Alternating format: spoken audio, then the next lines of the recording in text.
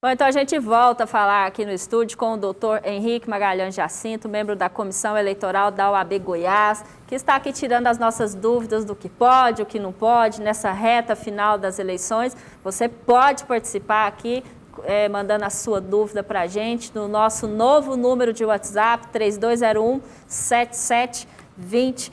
Bom, doutor Henrique, queria falar então sobre o domingo mesmo, né, das eleições, né? As pessoas que forem flagradas cometendo algum tipo de crime eleitoral, por qualquer que seja, qual que é a condução, quem que leva preso, vai preso, fica só detido, como é que é? Tá. Muito boa pergunta. O seguinte, a legislação, não só eleitoral, como a penal, ela atribui a todo cidadão o poder de polícia para esses crimes eleitorais. Então, o cidadão que visualiza, que presencia a prática de um crime eleitoral, especial aqui eu vou falar da boca de urna, ele é a pessoa habilitada a fazer a denúncia pelo portal da Polícia Civil, pelo portal do Ministério Público, pelo portal da própria Polícia Federal. Ele então está habilitado. A condução desse cidadão, muito embora a legislação penal autorize que o próprio cidadão faça a condução, não é recomendado. Então, visualizando, sendo vista uma prática de crime eleitoral na boca de urna. Então, o eleitor, isso perto das sessões eleitorais, vai procurar o dirigente daquela sessão, existe um presidente da sessão, daquele colégio eleitoral, e vai a ele deflagrar a denúncia.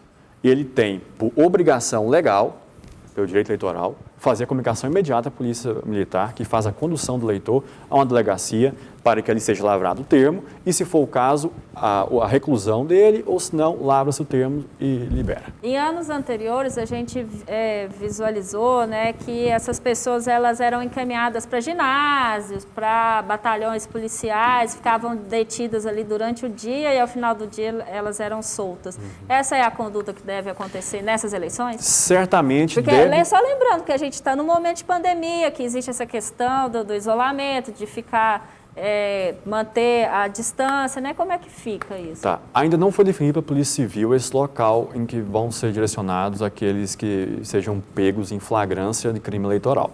Contudo, deve sim existir, ainda mais pelo que você bem ressaltou, a necessidade de distanciamento, necessidade de todas as prerrogativas sanitárias. Isso deve ser observado também para aqueles que sejam reclusos. Então, deve sim ter um colégio, esse ainda não foi definido, em qual deve ser direcionado esses eleitores na prática do crime eleitoral. Esse eleitor ele fica preso só até o final do dia, ao final das votações? Exatamente, às 17 horas ele é liberado. Bom, tem uma lei que também assegura, né, que ninguém pode ser preso 5 dias antes da votação, nem 48 horas depois do encerramento do pleito. Essa proibição visa garantir que o maior número de pessoas possam votar nas eleições, mas o senhor, como membro da Comissão Eleitoral da OAB Goiás, não enxerga que esse período ele é um tanto exagerado, né? Porque 5 dias antes você só pode ser preso se for pego em flagrante, é isso? Exatamente. São 3... Para qualquer tipo de crime, aí não é só crime eleitoral, né? Qualquer tipo de crime cai nessa questão da prisão eleitoral. Exato. São 3 as exceções com relação a essa previsão eleitoral. Primeiro, a prisão em flagrante. Segundo, aquele condenado por crime inafiançável, tortura, por exemplo. E terceiro, aquele que violar um salvo-conduto, que é aquela condição benéfica ao presidiário que lhe dá a concessão de 1 semana visitar o familiar. Essas 3 hipóteses pode ser preso o eleitor. Então o eleitor foge a essa regra eleitoral. Não se enquadrando nessas hipóteses, enquadra-se nessa vedação geral de prisão no período dos 5 dias às 48 horas.